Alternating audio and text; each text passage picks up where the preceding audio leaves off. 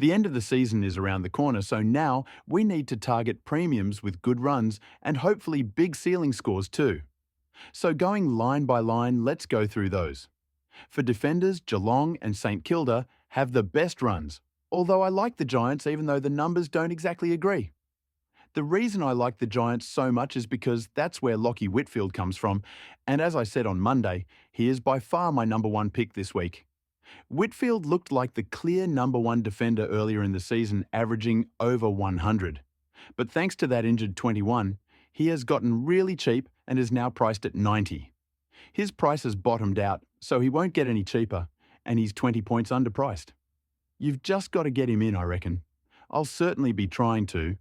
Then from St Kilda, you obviously need the Wang, but I feel like everyone surely has to have him by now. But I should say that I feel like he'll be playing as a mid for the rest of the year, but luckily the Saints have good matchups for mids too. So instead, I'd be looking to bring in Jack Sinclair, who should do well with the Wang up the ground, and I still feel like he's a top 6 defender. From Geelong, I guess you could have a look at a Max Holmes, although I've never been too hot on him. He does have a very good run, so an average over 100 is possible, and even likely. He's just not that cheap, and I feel like he always finds a way to disappoint. In the midfield now, and it's similar, but it's St Kilda with by far the best run, followed by the Bulldogs. After that, Geelong's is also pretty good. I said the Wang will do really well, especially if he's playing in the midfield, but from the Saints, I also think Jack Steele will be great. He's already averaging 130 in his last 3, which is huge, and now he has a really great run with Melbourne, North Richmond and Essendon in his next 4, where he should easily average 110 plus. He's not cheap, but at about 105, which also isn't that expensive, all things considered. He's probably the main midfielder I'd be looking to bring in at this stage. Some of the Dogs players could also be good. I think most people have the Bont by now, but if you don't own him, then it's never too late to grab him. And he's shown us his elite scoring capabilities in the last few weeks with an average of 135. He's the same price as Steele and could potentially offer similar scoring, although I would Steele slightly ahead. You could maybe still look at Libba despite his up and down scoring. He's quite cheap, and a lot of people jumped off, which would make him a bit of a pod. Obviously a risk, but that might not be a bad thing if you think the reward is there. Some other options would be Tom Green, who's still slightly underpriced with a decent fixture. There's Noah Anderson, who has 3 games to come at People's First Stadium, so you'd have to get him this week, but he could go big in those games. Josh Dunkley is coming off a few big ones and only priced at 100, which isn't too bad.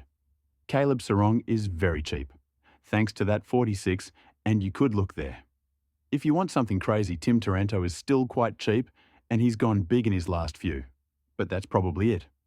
So then, let's look at rucks, although I don't know if many people will be trading here now. Melbourne and Sydney have incredible runs, particularly Melbourne. I definitely think you need Brodie Grundy because he will take the season away from you if you don't own him. Last week, he would have easily gone 150 if he hadn't been rested, and he's in all-time best form. So yeah, get him in.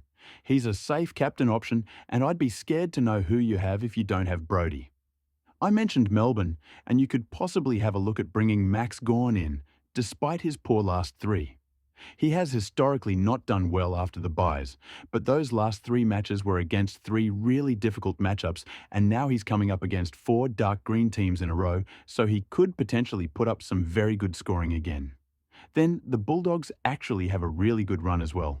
So definitely have a look at Tim English, who is probably the best ruck behind Grundy right now. You can definitely look to bring him in, and he should average over 110 for the run home. I don't think you can go wrong here.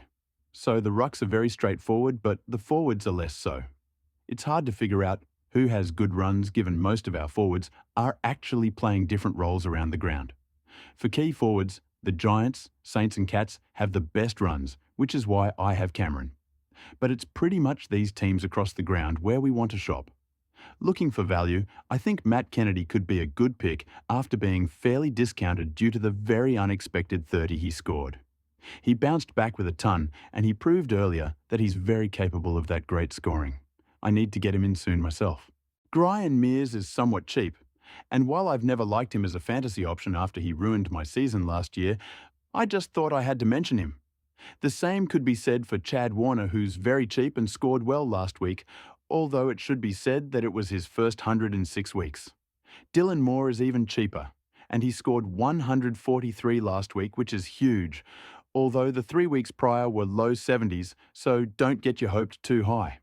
I'm going to throw out a curveball though. Bryn Teakle.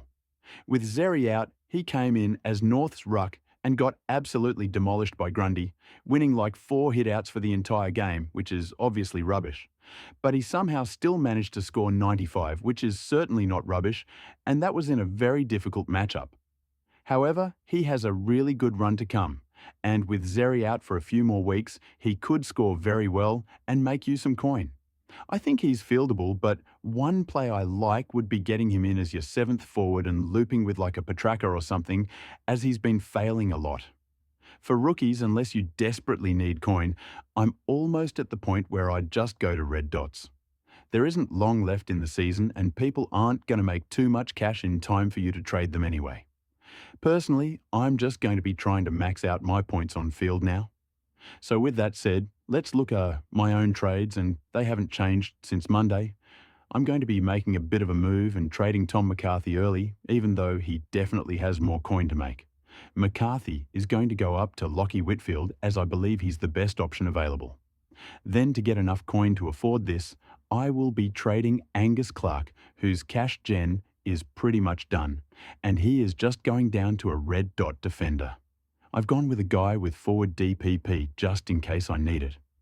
This still leaves me with 125,000 for next week, but should gain me a fair few points on field by losing that final rookie. So with that out of the way, let's look at captains. I wouldn't really look at anyone tonight unless you want to do something crazy, and look at Doherty in his final game, but that's probably a very bad idea. On Friday, have a look at Bontempelli against Essendon, as I feel like he could go big yet again. And if you want a bit of a pod, you could chuck the VC on Tim English or even Libba, where they should both put up very good numbers. And in the other Friday game, Brodie Grundy has to be considered, given his incredible form and good matchup. Noah Anderson against Brisbane could be interesting, and a Dane Zorko could be a play, as he has a history of scoring very high against the Suns. Caleb Sarong against Fremantle should go well. I don't think I'd look at Bailey Smith, as he hasn't looked right recently. In the showdown, I think it'll be a very high-pressure game with potential tags, so I don't know if anyone will score too highly. The one that everyone needs to look at is Nick Dacos against Richmond, where he could potentially put up some all-time numbers. He won't get tagged, and he's chasing a Brownlow, so he's got potential to put up a score way over 150. He should be everyone's captain or vice-captain.